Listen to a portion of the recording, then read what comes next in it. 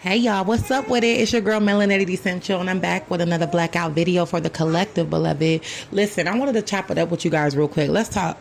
Come here, come closer, a little bit closer, a little bit closer. Okay, so let me tell you how you know when your divine counterpart is ready. When the man or woman that you're interested in is ready for you to unite with them. Let me tell you how to choose a divine counterpart.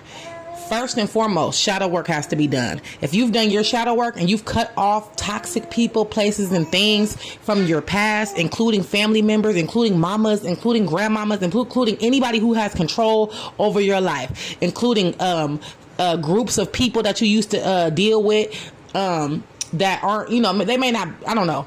It just depends on your level, your knowledge, and your level of understanding when it comes to toxicity. Because there's some people that refuse to disconnect from people because they don't think they're toxic, or they don't understand the role that they play in their life, or maybe they don't understand the things that they've done behind the scenes or that they do behind the scenes because they're not spiritually inclined. So when it comes to you choosing a partner, if they haven't cut ties with their past, then that's a liability for you. Because what people don't know is when you haven't ascended spiritually, you don't have that level of discernment that you need to have. Or if you have that level of discernment, you're just people ignore it.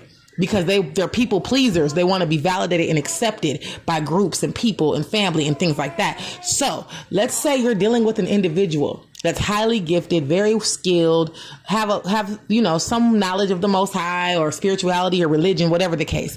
If they have not done their shadow work, then that's not a good divine counterpart for you when it comes to romantic relationship. Doesn't mean you can't do business with them. Doesn't mean that you can't be their friend. It's just that you cannot have you as a divine being that has done your shadow work and you're completely submitted to the Most High, and you understand the different forms of divination that are used against chosen ones, because you have that knowledge, you have discernment, you've done your shadow work, you understand how this world works and why the life and path of a chosen one is lonely and isolated.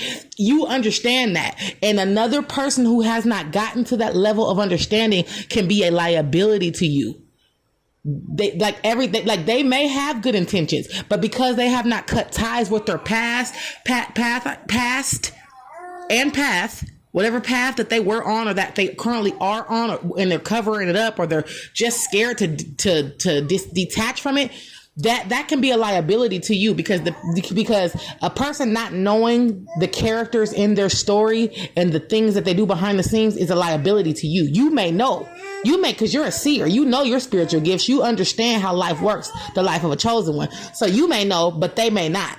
And they may not understand why they can't be in your life. They may think you're being cold towards them. It's not about that. It's about having discernment and wisdom. It's about having understanding and overstanding, knowing how the path and life of a chosen one really is. It's very much lonely. It's very much isolated, because you cannot have low vibrational people around you. That's when envy and jealousy and competition comes in. Anybody who carries that energy of jealousy, envy, and competitiveness, they're not evolved. They have not ascended yet. And that's okay, right? That's okay for somebody to be your friend. That's okay for somebody to be your business partner. That's not okay for you to welcome them as a divine partner. Because when it comes to you and the divine partner, they're going to be exactly where you're going to be. They're going to understand why it's necessary and important to cut ties with their path and their past. They understand the liability of the situation. They understand spell work. They understand witchcraft. They understand that when you're in a low vibration, you're not always thinking logically. You're not always thinking with a clear mind. You're still low vibing. You still compete with people. You still are jealous of people. You still are envious, but you still want to be up in people's business. Okay, that's fine. You just can't be my man, or you just can't be my woman. You know what I'm saying? But we can be friends. And no, you can't stay with me because your energy, you don't understand. You have to cleanse your energy. You have to cleanse your energy, INNER, capital G. And you got to cleanse your place and space type shit. You know what I'm saying? So understand that the Most High is not trying to isolate you because you are unworthy or unlovable. No, it's because when you live this life and you walk this path, it is a lonely walk according to the Bible as well. And the Most High will put divine people in your life that are on your level, that are ascended when that time comes. But that's how you choose a divine partner. If they have not cut ties with their past, And I mean, that goes for mamas, daddies. I'm talking about people who had control and influence over their life. People who use guilt and, what do you call it? Okay. Guilt and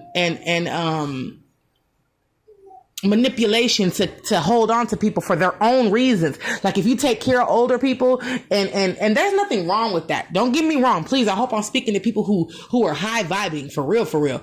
But if you have parents that you deal with that depend on you to take care of them, and you want to start a family with somebody, that's not going to work. Not that you can't take care of your people, but it's just the fact that if it's taken from your household no, not even that. You just don't understand the type of manipulation or the level of manipulation that's being used on you. Guilt for you. And then if these people are trying to turn you away from your divine counterpart, then no. They need to be cut off. They need to be cut off. You need to stop taking care of them and they need to be cut out of your life. It's not to say that it's for forever. It's to say that when you choose to walk this chosen and divine path, you have to be willing to make sacrifices. And why would you be tired? Why would you allow people to have a control and influence over you when you're attempting to build a family? Why? When you're attempting to submit to a union that is divine, orchestrated by the Most High God. You cannot have attachments. People cannot control you and influence you. Because if they can do that, they can get you to walk away from your divine counterpart. And because you don't have enough discernment to know that that's your divine counterpart and ain't nobody perfect, but they are very much divine, that means you're not ascended. You're not evolved, which means you're not worthy right now of being a divine counterpart. You're only worthy of being a friend. You're only worthy of maybe being a business partner. So I hope that makes sense to the collective, because I feel like a lot of people need to understand that you might be a wonderful person, very hardworking, very good intentions. You like to take care of people.